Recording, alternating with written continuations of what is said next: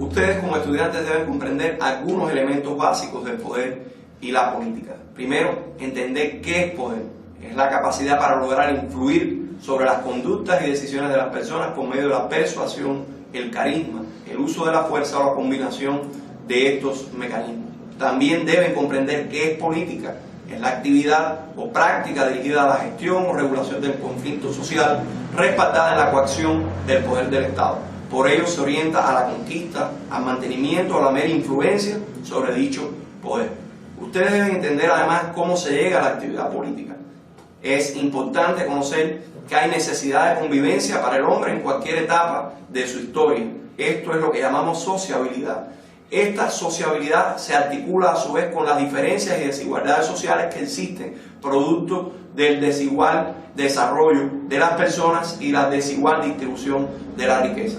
Esta relación entre la necesidad de convivencia social y las desigualdades sociales genera un riesgo de conflicto que lleva a una incertidumbre sobre el futuro de los hombres. Los hombres para ello buscan la seguridad y la herramienta, el elemento, la actividad de la vida social que encuentran para lograr esta seguridad es la política. Hay etapas para comprender la politización de una situación.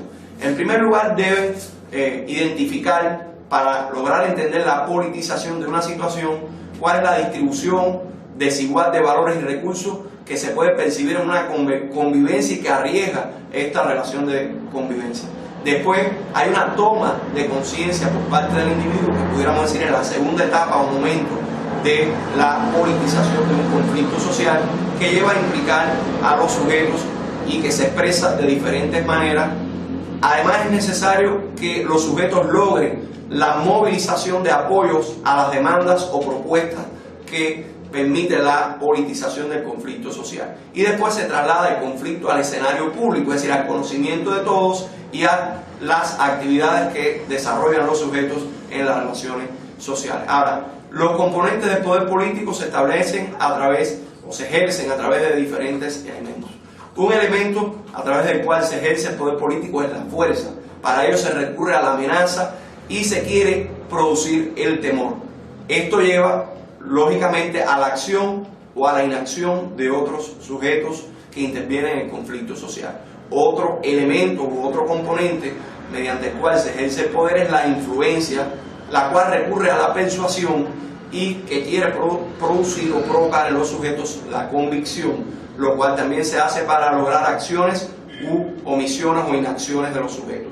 Y finalmente se ejerce a la autoridad o a la autorita, como decían los romanos, disculpe, y para ello se recurre a la reputación, que quiere producir confianza, también para producir acción o inacción de los sujetos.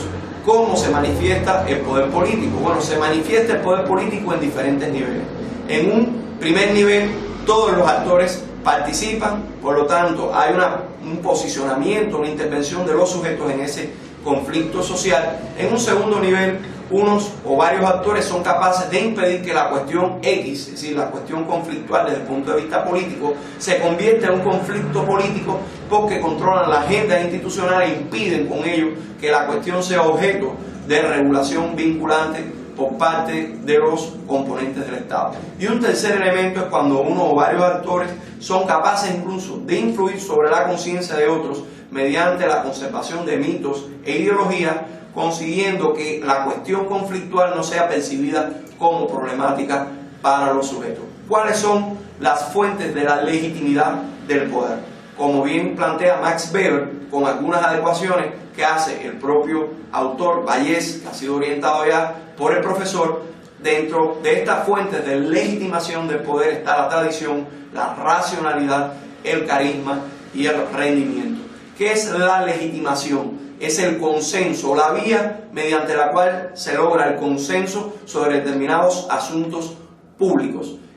Hay categorías que en su interdependencia permiten lograr este consenso, y hay una relación muy estrecha entre la Constitución, que es la forma en que adquiere la convivencia social una formalidad política, a través incluso ya en los estados contemporáneos de un documento que dentro del ordenamiento jurídico está en la cúspide de él, es decir, de ese ordenamiento que es la constitución política de los estados. La actuación a partir de lo que se configura como conductas debidas en la Constitución es lo que genera un ambiente de legalidad para los sujetos y supone con ello un consenso y una aceptación consciente de los ciudadanos de ese orden establecido por el Estado, y es lo que lleva entonces a la legitimidad a la hora de abordar el conflicto social. Hay tres dimensiones de la política. Es decir, la política es entendida por los estudiosos como estructura, es decir, cómo se organizan